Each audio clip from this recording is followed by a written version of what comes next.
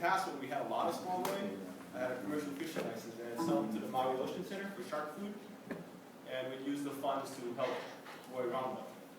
Even like $100 goes a long way with roi roundup, but we got nothing. You know? Now we have enough money where it's sort of like a revolving door.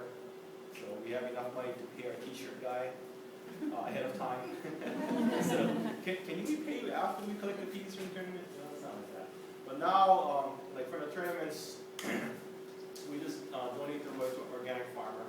He takes it and he uses it in his farm. The Kilroy days have slowed down. I'd have to say that Maui's roi problem is a lot more under control than it used to be. Used to go down to Black Sand Beach and there would be a lot of roi there. Our first day of roi killing there at Black Sand Beach, we shot I think about 40 or 50 roi on the first day. And after that, that was at the very beginning 2 years ago. And after that, the numbers quickly plummeted. So now, last time I went there, I saw maybe 4 or 5 roi. It's a vast difference. But we're not really saying that by removing roi, it's going to solve our problems. No way. You know, it's just one avenue and one approach. What we need is a multi-pronged approach. You know, but by removing an introduced fish that has become an invasive because it's going unchecked on our reefs, it brings a little bit more balance to the Hawaiian reef.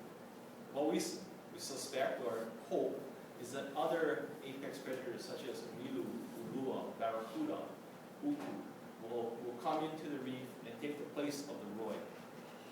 Some scientists will say that the roi has found a niche as an apex predator on our reefs and has replaced uluas because uluas have been fished out.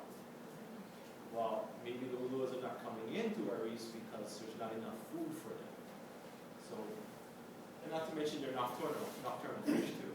So when you try to do a fish count on the uluas, they're not going to be there because they come in at night. But by removing the roi, it's our hopes that we restore balance to a Hawaiian reef. And that is something that we want to try and do in Ahihiki-Nao, in Honolulu Bay. Eventually, one day, it should happen. Hopefully, sooner than later. But right now, you know, nothing too much is happening. The R being without an administrator has been an excuse by the state to not do anything about our natural resources. There is a grim reality. Okay? I'm not going to spruce it up for you guys or anything like that. Any of you in the political arena, you know what's going on. You know that it's just 2 or 3 individuals in the right places that is preventing the protections of our reefs. I've lobbied for the past several years to get bag limits on uhus and certain types of goldfish. Parrotfish in particular, keystone, right, to our coral reefs. We're running out. Okay.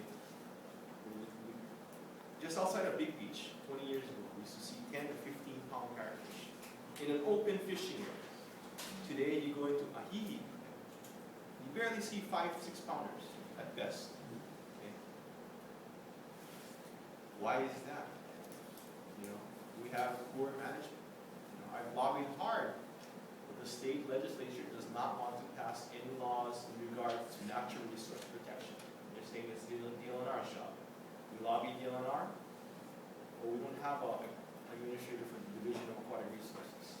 It is sad and it is frustrating. So roi roundup is what we do. I call it buying time.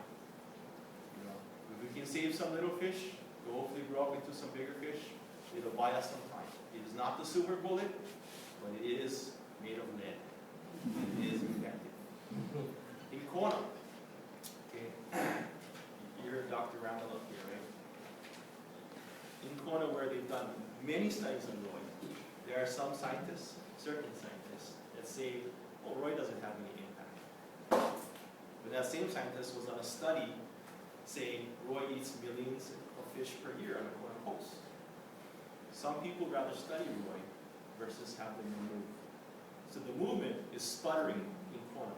I call Kona the kingdom of the rois because it has a population estimated well over 200,000 roi. Well over. Now you can imagine that. We removed 1,100 just from Oahu. Can you imagine a population along the coastline to over 200,000? That was several years ago. It's grown since then. I guarantee you that. You You know, luckily for us, the population doesn't grow as large and as fast as the red lionfish in the Caribbean. You guys heard of that, right? Yeah. That's terrible. I mean, that's just phenomenally horrible how fast that fish can multiply.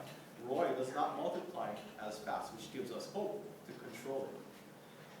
I think it was after 2 years, after you remove Roy from a reef, one study said that only 10% of the original population comes back to that reef. So in 2 years, we can see maybe 100 Roy come back to Olowalu. But because of the awareness that's been spread, fishing pressure on Roy is constant and consistent. In Kona, where there's so many Roy, the movement has sputtered because of resistance by some in the community, I'm sure, by just fishermen politics. They don't all get along in Kona for some reason. It's kind of strange. It's not like here at Maui, where we all get along, we all know each other.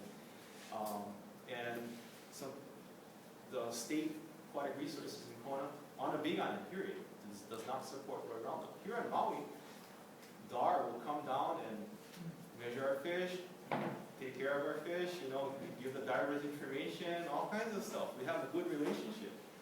Over in Kona, you know, they're invited to these events, they don't show up. They rather study the Roy than have it removed.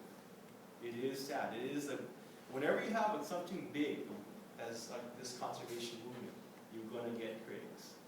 And that's a good thing, because that means you're doing something, and something is better than nothing.